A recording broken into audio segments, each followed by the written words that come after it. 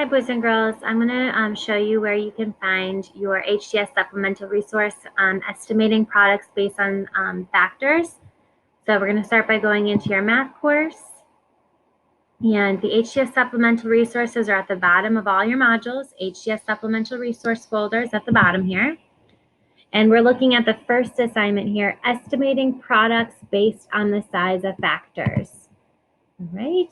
For this assignment, it says when multiplying two fractions, it is important to use your two factors to make an estimate. This estimate will help you see if your answer makes logical sense.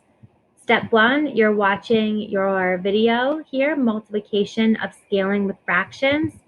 And then step two, you're going to print the worksheet, you're going to complete all the problems, and then you'll submit it. Okay, and your worksheet's down below here, estimating and fraction products. And this is a 13-question worksheet where you're answering these questions that are in the middle.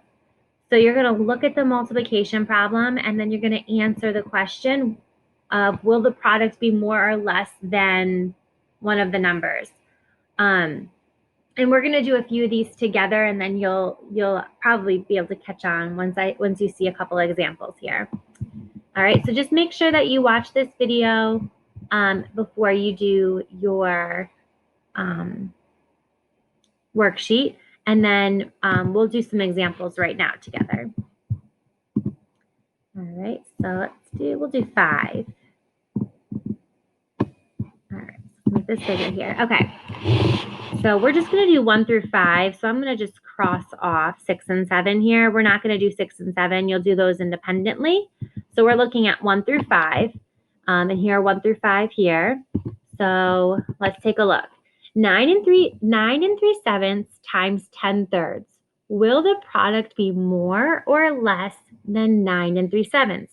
All right, so we are looking at determining if 9 and 3/7, when we multiply 9 and 3/7 times 10/3, will the answer be more or less than 9 and 3/7? So we're going to look at the other fraction. So we're comparing the answer to 9 and 3/7. So we're going to look at this fraction, okay? 10/3. 10/3 is an improper fraction. So 10/3 can be turned into a mixed number, which means 10/3 is greater than 1. 10/3 is greater than 1 because 10 divided by 3, well, 3 will go into 10 3 times and have 1 left over. So 10/3 is actually equal to, if we did the division, 10 divided by 3, we would get 3 wholes. 3 times 3 is 9, so we'd have 1 left over. And we'd have our same denominator of 3. So 10/3 is greater than 1 because it's equal to 3 1/3. So 10/3 is greater than 1. So will the product be more or less than 9 and 3/7?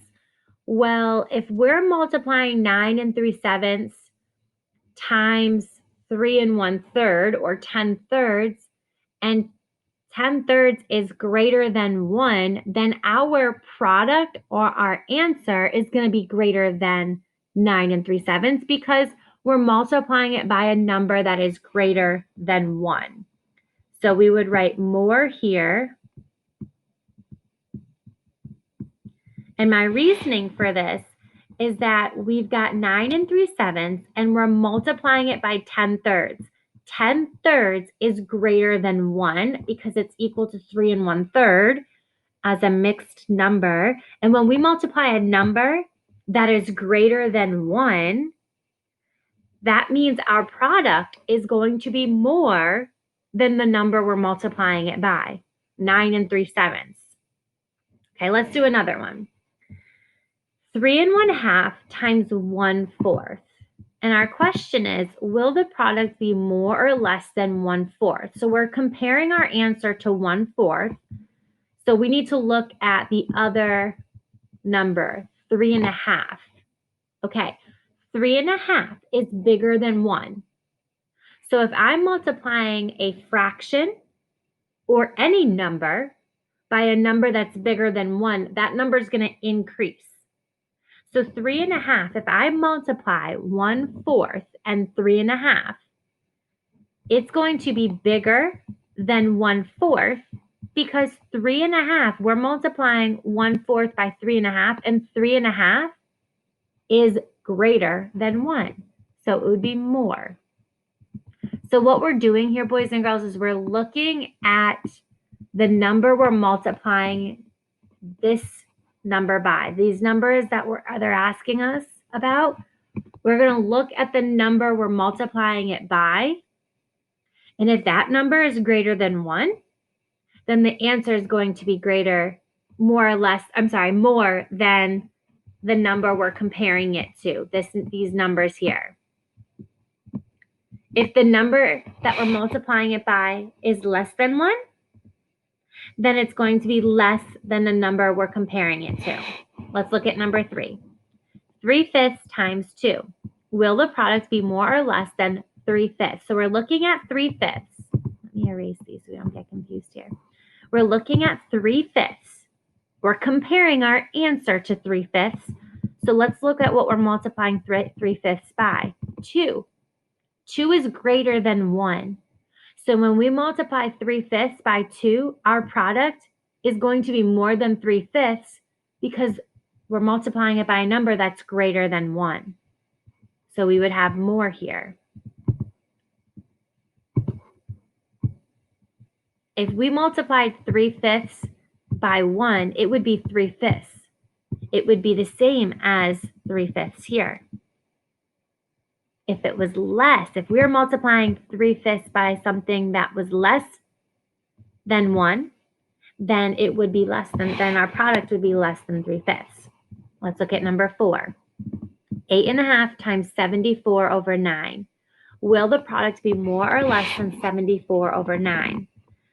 So we're comparing our product or our answer to 74/9. So we're going to look at 8.5. 8.5, okay? It is more than 1. So we're multiplying 74/9 by a number that is greater than 1. So our product is going to be more than 74/9. So this would be more. And our last one, will the product, we've got 3 times 1.5. Will the product be less than 3? Well, let's take a look here. We're comparing our answer to 3. So that means we're looking at this fraction 1/2. Oh, 1/2 is less than. 1/2 is less than 1. So our answer is going to be less than 3. So this one's different. And this one's less than because look what we're multiplying 3 by. We're multiplying 3 by 1/2, which is less than 1. And so when we were multiply 3/2 times 1/2, when we would multiply 3 times 1/2, since we're multiplying 3 by something that's less than 1, it's going to be less than 3. Okay, so let's look up, actually, let's go and do number 6 too, because I think number 6 might be also one that is less than. Let's take a look. 1/5 times 4 3/8. Will the product be more or less than 4 3/8? So we're looking at 4 3/8. Okay, we're comparing our answer to 4 3/8. So let's look at the fraction we're multiplying it by, or the number we're multiplying it by, which is a fraction, 1/5. 1/5 is less than 1. So when we multiply 4 3/8 by a number that is less than 1, a fraction, 1/5, our answer or our product is going to be less than this number we're going to be comparing it to, 4 3/8.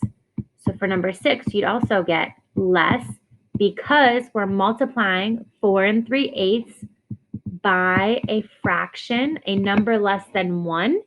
And when you're multiplying a number by a fraction, it's going to be less than that number you're multiplying the fraction with. Okay, so I have done numbers 1 through 6 for you. You've got 7 through 13.